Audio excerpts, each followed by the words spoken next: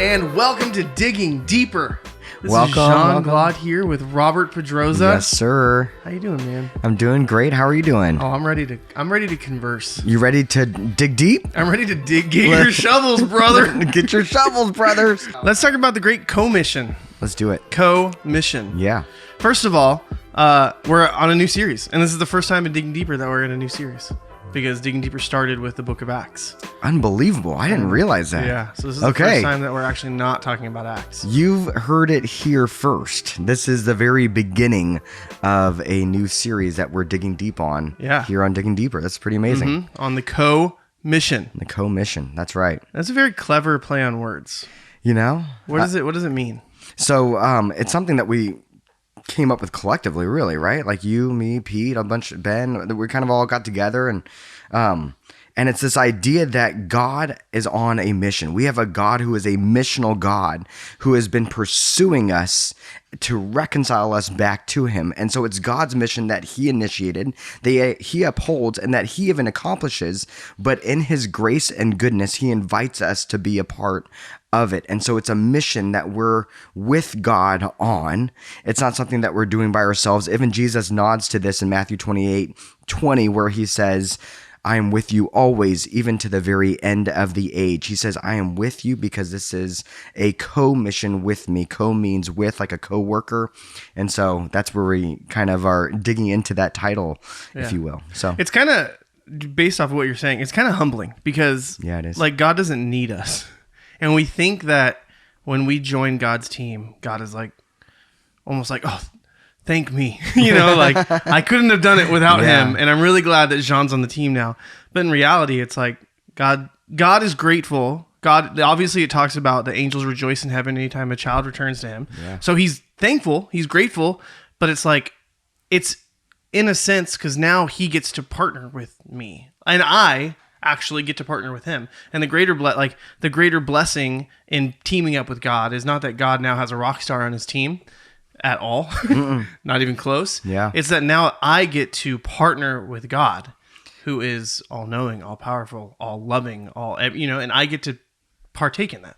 Even Jesus, when he was on this earth, said, I'm about my Father's business. I'm doing the will of him who sent me. Even he understood he's on this co-mission with God the Father. And so there is this humbling thing in it. It's also something that takes off the pressure, right? Because so often we think to ourselves, I don't know if I'm gifted enough.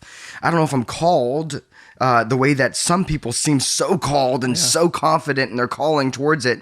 I don't know if I'm equipped. I don't know if I have enough education or knowledge or all these different things. We hear scriptures that say things like, be ready to give a defense. And we're like, I don't know how to do that. Yeah. But the truth is that it's God's mission that he's going to continue to move forward and we get to be a part of it. It's a privilege. It's an honor. And it's really, honestly, in a big way, something that fulfills us just being in our created purpose, which is really just to be with God. What God is doing right now is reconciling the world back to himself, reestablishing his kingdom reign over all creation, and we get to be with him on that. And that happens by engaging our lives in his mission. And so the best way to partner with him is to sit in church for an hour on Sundays? No. Because I feel like that's what Christianity feels like. It kind of feels like do really good for a week and repent of everything on Sunday morning. Yeah. So you can leave with a clean slate. Absolutely. Where have we pivoted? Why is, from what you're saying, that does not sound like the life of a believer in America today? Honestly, we've gotten so good at compartmentalizing our Christianity, and I think it's because we're able to because of the comfort that we get to experience. I mean, when Christianity was brand new, when we just read through the book of Acts, we saw that they were devoted to the apostles' teaching, to fellowship, to breaking of bread, to prayer. And we think through those things, and we're kind of like, we're doing those things on Sunday, right? We have a time of teaching, and we're fellowship. We have, we have our time in the lobby and hanging out and saying hi to one another, and maybe giving a few hugs out and things like that, catching up. No. And then no hugs. we did no hugs. We do some we personal pray space here. We pray together, right? We have a little prayer time, and we even do communion and stuff like that. And so we're doing just like what they did in Acts chapter 2, right? Exactly the same. The answer is no. No. And the reason why is because of one word, that word devoted. that we're devoted. And I think that we've gotten into this rut where we've been allowed to have the luxury of being able to compartmentalize our Christianity. I'm not just talking about people who would identify their Christianity by just going to church on Sunday mornings. I mean, really, honestly, all of us. Because in the early church, when you look at what they experienced, they were devoted. That means that they were all in on everything that was all about God. They completely made every ounce of their life about what Jesus was saying and what he was about. And they said, Lord, you are my king. And so I'm going to give all of my life to you as a servant. And so they were devoted in all those things, not just consumers of them. Mm-hmm. That's a hard word, right? Yeah. But they weren't just people that could consolidate all that they were passionate about or said they were passionate about in 90 minutes on a Sunday morning once a week, or even maybe twice a week if you're real spiritual and you join a small group as well, right? Real spiritual. And so I don't say this to diminish what we're doing, you know, by coming to church services, because for some people that's a really big step and it's a great first step if you're exploring and you're trying to grow, but we can't stay right there. We've got to continue growing. And the whole journey that we're on as Christians, as men, women, boys, and girls that are learning how to follow Jesus, is that we're looking at more and more of our lives, and we're constantly trying to give more of our lives to Jesus. Mm-hmm. And that's why everything that we do in church, in the way that we do church and call church and all these different things, which is kind of a misnomer anyway, because church is something that we are, not something that we go to. Yeah. I heard this parallel one time from a story about someone who was an ex-gang member. And it was really hard for him to leave his gang because his gang was his everything, right? Like it was his family. The people in his gang had his back. He had their back. It was this loyalty. It was this kinship that was deeper than blood is what he describes it as. Mm-hmm. Could you imagine if he was like, did you go to gang this week? I couldn't go to gang this week. In gang? Yeah, you know what? I couldn't make it to gang because I just had so many errands to run. I had to catch up on some things, so I couldn't make it to gang this week. Yeah, no. Like, could you imagine like talking like that?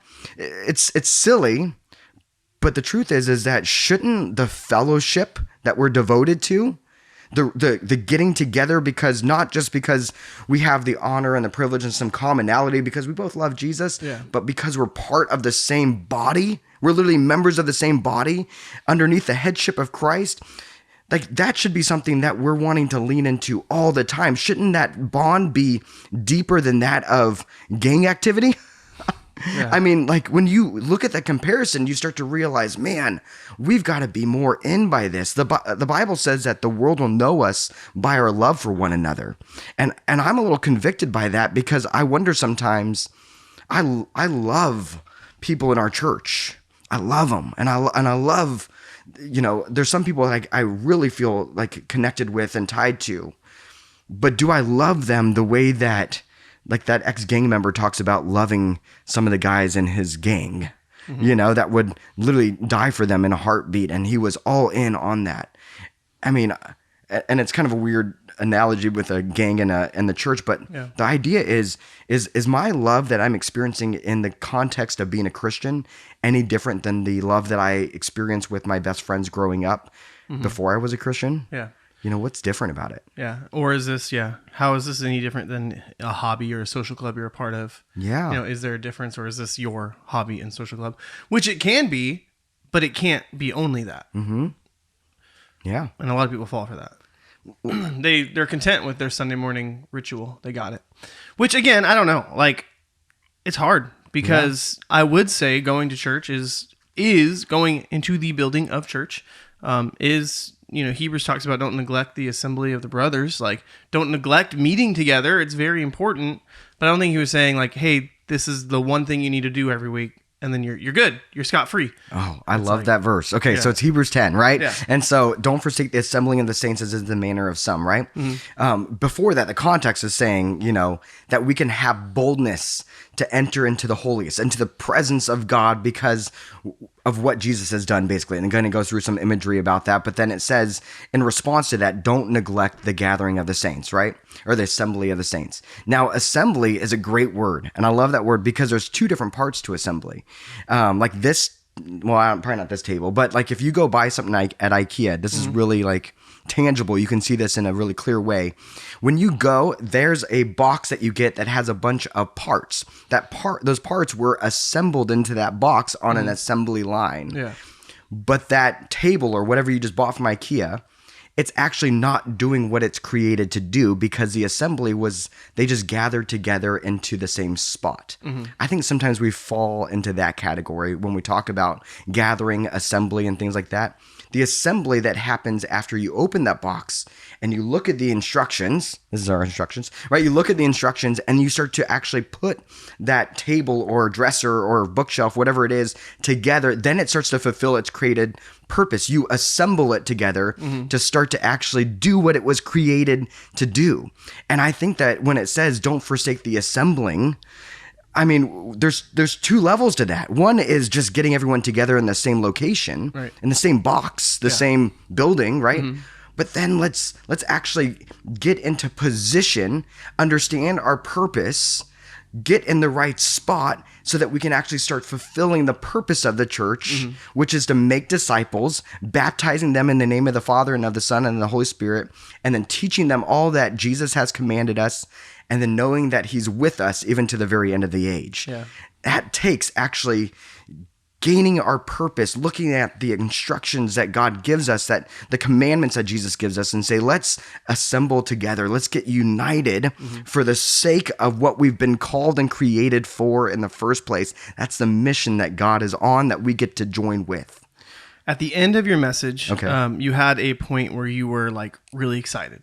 Like emotional, like, wow, whoa, it was at the beginning too. You were excited the entire time. But at the very end, after the last song, you said something about a locker room moment versus you want to kind of dig a little bit deeper into that now that we kind of have the space. Sure. And kind of recap what you were saying, and we'll dig a little deeper into that statement. Okay. So I mentioned it's this kind of just this locker room analogy, but I kind of challenged everyone, said, football season's coming up. And could you imagine buying the tickets to your favorite team's game and then traveling to the stadium, going and getting your seat? Maybe you get like some snacks or whatever you're doing and you're like ready for the game. Both teams are in their locker rooms. The coaches are giving them the game plan. They're getting in position. They're teaming up with other people. There's team captains. Others that are spurring them on by getting them excited for what's to come. They're like high-fiving, they're hooping, they're hollering. And then at the end of that, imagine if they just high-fived, pat each other on the back, got in their cars, and drove home. Like, you would be so confused by that. Yeah. And you'd be like, wait a second, I came here to see all the highlights, to experience all of the excitement, and to experience what I came here for, which was a football game, right? The world, I think there's so many people in our world, and we went through so many statistics at the beginning of that. There's people in our world that are desperately looking for hope and healing. And I have confidence that is only found in Jesus Christ. And the reason why is because I've looked in other places and I've seen how they have fallen short. There's hope that's been a little bit real, like it fulfilled some hope, but it didn't last. And then there's been other ones that lasted way much longer than I wanted, but they weren't real at all. They actually were completely rip-off. Either way, they're both rip-offs until I found Jesus. There's people looking for that, but we've got to be people that would say what we do at church when we get together in the room and we get some instructions about what the plan is, so to speak, or some inspiration about what we're going to do together. We team up with one another. We spur each other on to love and good works and get enthused for the mission ahead. We can't let what happens in church be our highlight moment. And the truth is that I think a lot of times we buy into that's the highlight of my Christian faith. That is the most significant part of my Christian life. And so then all of a sudden, I think that there's people in the world that are desperately looking for real hope and healing, and they're wondering what happened. Just like if you were in the stands wondering when are the teams going to come out of the locker room? Like, we got to make what happens on Sunday mornings, or even in your small group or some discipleship class, or even if you're going to like a seminary or ministry school, no matter what it is, the training has got to be a locker room moment, not your highlight moment. And so if we do that, then the mission actually never gets accomplished. We end up just training for something that's conceptual when the opportunity to actually make it actual isn't just there, it's begging for us to get engaged. We know that. We know that things are not the way they should be. And we don't, even if we don't have a understanding of God, like we look around at the world and we go, something's broken. Like something needs to happen. And there's a verse in the Bible that I love that talks about all of creation groans for the revealing of the sons of God, children of God. Yeah. Some men, women, children, like all of us, like creation is waiting for us to be revealed as the children of God and to act in accordance with that. And so I think that a lot of the time, to take this analogy maybe too far, but it's fine. In the locker room, in that moment, there's a really encouraging speech by the coach and he's ready to go. And there are people who are employed to make the locker room successful. Right? You have the laundry people, you have the ball boys, you have the whatever. Like you have all the people there, the assistant coaches who are there to, like, when you show up in the locker room, your uniform is clean, your locker has your name on it, even if you're in a guest locker or whatever, like that's ready to go. But it isn't in there. There are even people who are employed to help you go further on. That's right. And in the church, we think that the end all is the pastor. When he's the guy, he's washing your laundry and getting you out there. Absolutely. Could you imagine if, like, I mean, to run with this analogy a little bit more, like, could you imagine if those players never actually took the field? Then, yeah, the coaches would become the stars. And the truth is that the goal isn't for anyone to become a star. That's not the goal at all. And actually, even if you hear like those post-game interviews by most of the players, they're probably disingenuous, but they kind of say, it was a great team effort and stuff like that. They're always talking about, it's for the love of the game. They're always talking about the mission that they're on, which is to win a football game or whatever, right? Our mission is so much bigger than that. And so the reason why players, people, saints, Christians need to get engaged in the actual mission is because it's not supposed to stop at the coach. Like, yes, the pastor, the teacher, the people serving in church and stuff like that, they're absolutely there to help equip the saints for the work in the ministry, is what the Bible says. Yeah. As pastors, our job isn't to do all the ministry. No. It's to equip people for the work of the ministry. It's to do their laundry. It's not absolutely. Glorious, No, and so that's why sometimes I think that we can get caught up in the trap of living vicariously through pastors that are doing the ministry. When really the pastor's job in the Bible is to really just give you the equipping, to empower you, and yes, to inspire you to go and get out on the field and go and do the work of the ministry. And here's the most amazing part is that as a pastor, like, I'm equipped and Brandon's equipped and Pete's equipped, and you can, name a pastor that you look up to that you get equipped by, or that that the Lord has used in your life. They're equipped really to just be a servant that would equip you for what you're called to do. And so sometimes we wonder, why isn't the church doing this? Well, we should do this. And a lot of times, where those complaints, if you will, go to? The pastor. Why isn't the church, doing this and this and this?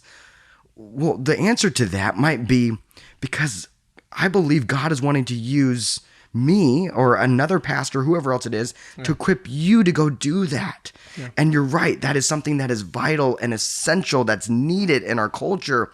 And it's needed to be done by the church. You are the church. Let's go do it. And as you accomplish your piece of the mission, and I'm accomplishing my piece of the mission, and we're all working together underneath the unity and headship of Jesus Christ, then guess what happens?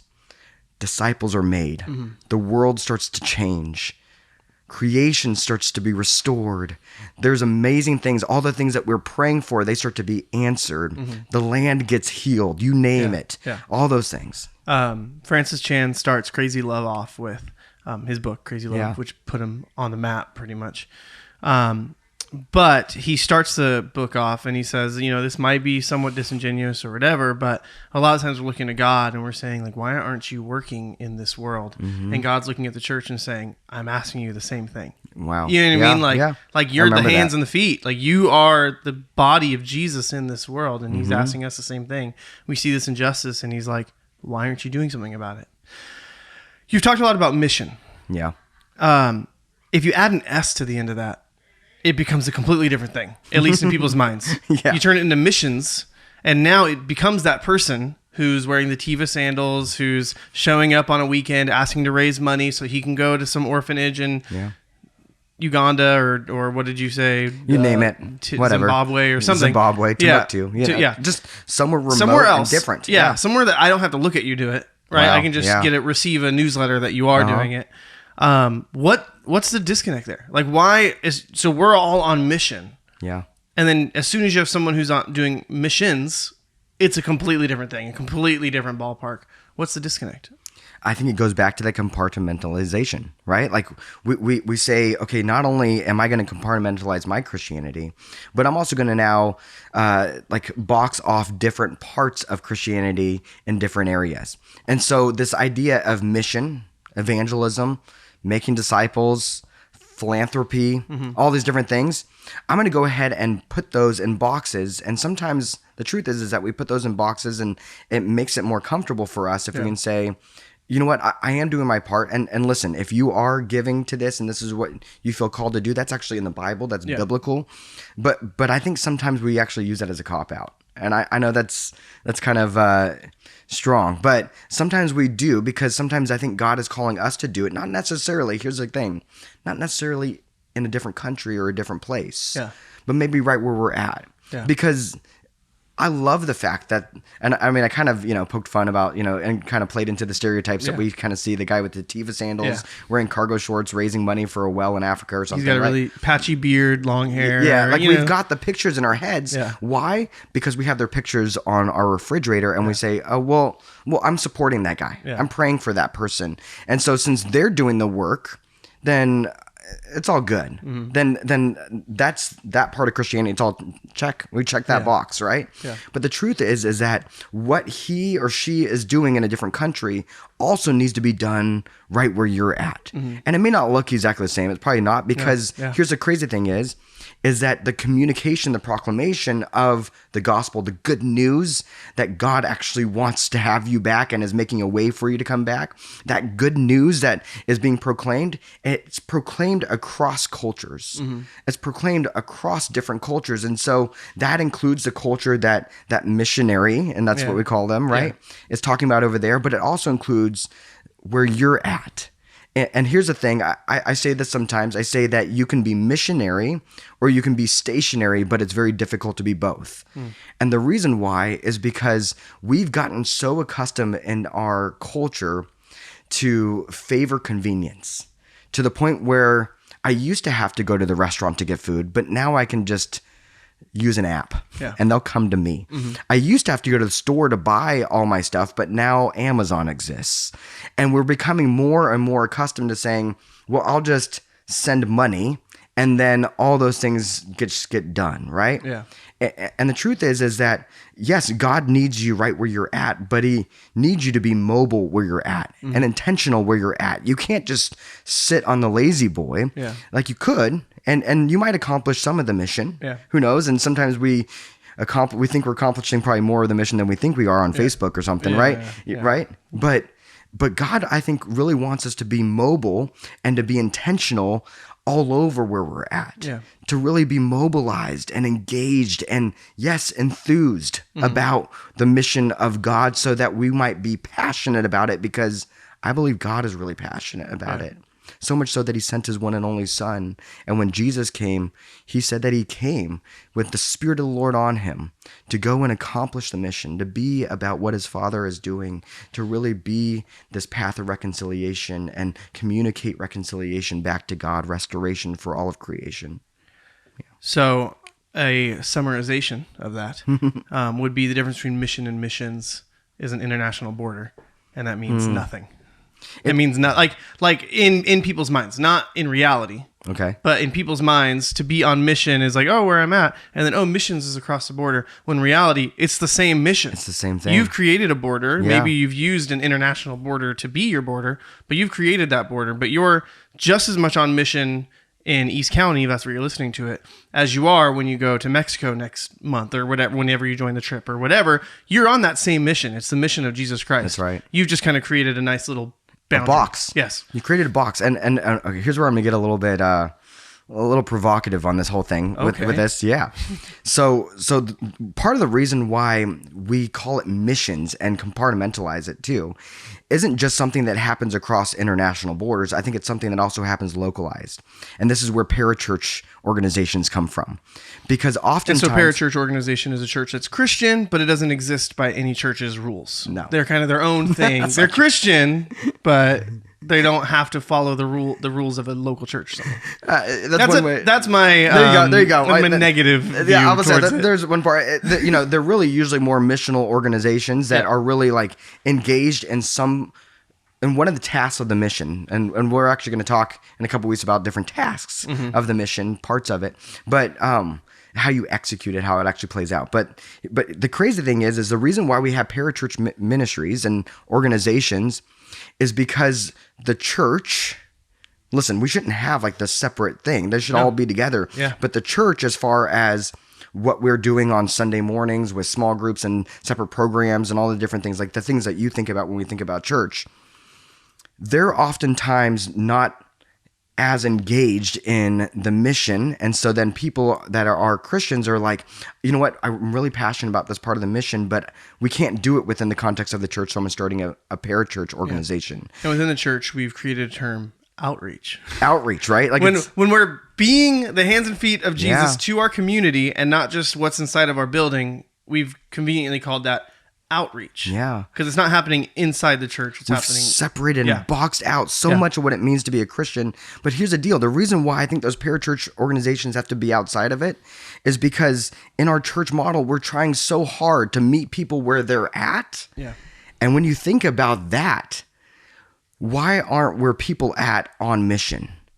And I think that we're constantly trying to disciple and move people towards that mission. And we're doing everything that we can. And everything that we're doing in our church model is really trying to persuade people and teach people how to make their Christian life more part of their everyday life. Like I said, being a disciple of Jesus isn't often done in the extreme. And what I mean by that is it's not done in those pictures and boxes that we just talked about, the parachurch, the missions organizations, all those different things. It's done in the everyday. And so everything that we do as a church, we're trying to convince and persuade people and teach people and help people grow to make Jesus more part of every moment and every portion of their life. But we've compartmentalized so many different things. So then we say, well, missions, that belongs over there to those types of Christians. Yeah. And local missions, we'll call them parachurch. They belong over there. We'll support them. We'll collect some things for them. We'll pray for them, and we'll cheer for them. But I just want to join my small group, and I want you to join your small group. Those are all great things. I just don't want it to stop there. And as a matter of fact, in our groups here at Rise, so one of the vision that we're kind of really running with this is that groups, small groups, can be really three things: educational, relational, and missional. And the truth is, I think that we usually default to educational or relational. Either our group is all about like, we're just doing life together, we're making friends, and we're having community. And that's great, that's important. Or we're studying the word, or we're studying through a book, or we're watching a video series, we're learning. That's great. But then what about mission? You know, if your group is meeting in someone's house, does the people next door that need Jesus desperately even know about it? Would they know if you stopped? A great question for us, I think, as a church at Rise City Church is if next Sunday was Rise City's last Sunday here at this location, how long would it take for our neighbors to realize it? You know, what kind of difference are we making outside of ourselves? Are we calling it outreach and compartmentalizing it? Or are we making it something that is just part of being a Christian? This is going to be my last question. Okay. But I think it could go on as long as we need it to. Yeah. It sounds like you have a strong, and correct me if I'm wrong, emphasis on like evangelism. And I don't know. I mean, that's what we would call reaching our community around us for the sake of getting to know Jesus Christ. You know, we call that evangelism. But is everyone called to be an evangelist? Because I do know that like there's I don't remember exactly where it is. There's some are called evangelists, some are called teachers, some are called Ephesians. Yeah. Like, so is this putting a part of the body and putting it on everyone, or is this something different? That's a great question. There's also, I think it's First Peter where it says, "Do the work of the evangelist," or or maybe it's Second Timothy, but it's one of those things, right? Where it's the idea of doing the work of the evangelist. And so, is evangelism something that we're all called to? Yeah. I would say yes. However, I think that we've narrowed down what evangelism is into something that isn't encompassing all that it is. Okay. And I kind of talked about this yesterday during the message, and I mentioned that we've pigeonholed evangelism into being only about that first initial decision. And so it's only for those people that are proclaiming the gospel, the good news, and able to articulate it well, or maybe those really outgoing people that can go up and start a conversation with just about anyone about Jesus. Before the podcast, okay, I made a joke with you about like needing to go to the beach, talk to people on the boardwalk, and they're enjoying this nice time with their family, and you go up and say, "Hey, if you were to die today," which is a terrible way to start a conversation ever, and then be like, "You were to stand before God, would He let you into heaven?" But the reason why I brought that up is because one, it was a very common method. But two, it was what I had to do in high school in a ministry I was in, and I hated it. I would hide in the local like coffee shop for 2 hours and just do my own thing, and then just meet up with everyone and let them tell their stories. Like I hated that aspect of it just because I felt like I was like, you're ruining their day. Like, which I don't know, maybe I needed to grow in that season, but I just know that like that was not, whereas I know people in this church who would thrive on that. Well, and the truth is God can use that. Yeah. And yeah, you're right. We used to teach evangelism methods. That was it. That's the Ray Comfort method, right? There's a bunch of different methods, but the point is that I think it's bigger than that. We've pigeonholed evangelism into being all about trying to get people to make that first initial decision just to say yes to Jesus. Mm-hmm. Yeah. And then whatever happens after that. Yeah. When the Bible says make disciples, and then Jesus keeps on giving some more commentary on what that looks like. He says baptizing them, teaching them to live their faith on display for other people, communicate to the world that you're a Christian and show your allegiance to Jesus as your king, not just in that moment when you raised your hand or said the sinner's prayer, but continually as you're walking with Jesus, and then teaching them to obey all that I have commanded you. This constant, steadfast, consistent commitment to the call and the person and the character of Christ, right? This consistency in that. And so we've kind of made evangelism, which that's a word that oftentimes we use parallel with making disciples, right? And a lot of times in our kind of Christian circles or lingos. But the truth is that evangelism is so much more than that first decision. And so, yes, are there going to be people that are gifted in what we call evangelism? They're gifted in helping people engage in conversation led by the Spirit that would actually prompt them to make a decision that would change their trajectory so that they would become followers of Christ. There are people that are gifted in that. Is that everybody in the body of Christ? No. But there are also some that are going to come alongside and be teachers and are going to help them start to understand all that Jesus is commanding. There's going to be people that are exhorters that are going to help you and encourage you and kind of give you the enthusiasm to walk with Jesus as you're going to continue to do the will of Jesus and do the mission of Jesus. There's all different parts of the body of Christ, but we're all working together for one purpose. And it's the purpose is the glory of God. That's the purpose of the mission. Yeah. Now, the actual, how that plays out, the tasks of the mission. Now, there's a few different layers to that, and there's parts of proclaiming this is the good news, this is the gospel, this is the way to get back to the Father through Jesus. He's the way, the truth, and the life, and no one else comes to the Father except for through him. And there's those kind of truth statements, but there's also compassion, and I believe they both make a difference. There's also restoration, right? There's all those different parts of it. There's transformation, which is really about really being different, being a different type of example to show how living with and for Jesus is different than just any other life. Being exemplary in the way that you are as a follower of Christ. There's so many different parts of the mission, but they're all for the same purpose. And so the work of the evangelist, being an evangelist, which is someone who just really points to the truth that Jesus is the king. If you had to really narrow it down in a simple way and say, this is where we're going to land. I mean, I think that's a pretty good definition. Yeah. That is the call of everybody. Yeah. The way you do that, though, doesn't have to be the traditional way that you've heard it said before. And I think evangelical Christianity that we've kind of developed over the last, I don't know, few decades. I will say that where the beach evangelism was terrifying to me, the thing that I found the most joy in was that person who just made the commitment to Jesus, and then they're like, now what? Like, what is life supposed to look like? That's right. That was for me where my heart always was. And some of my best friends are people who I walked through that season of life with them. Awesome. And now they're following Jesus, have families, love, you know what I mean? And it's just like, not everyone needs to have that. Like, I want to cold call someone and ask them what they know about Jesus and go from there. Like some people, they are that let me walk alongside you. There's other people who let me teach and their brain just thinks in a different way.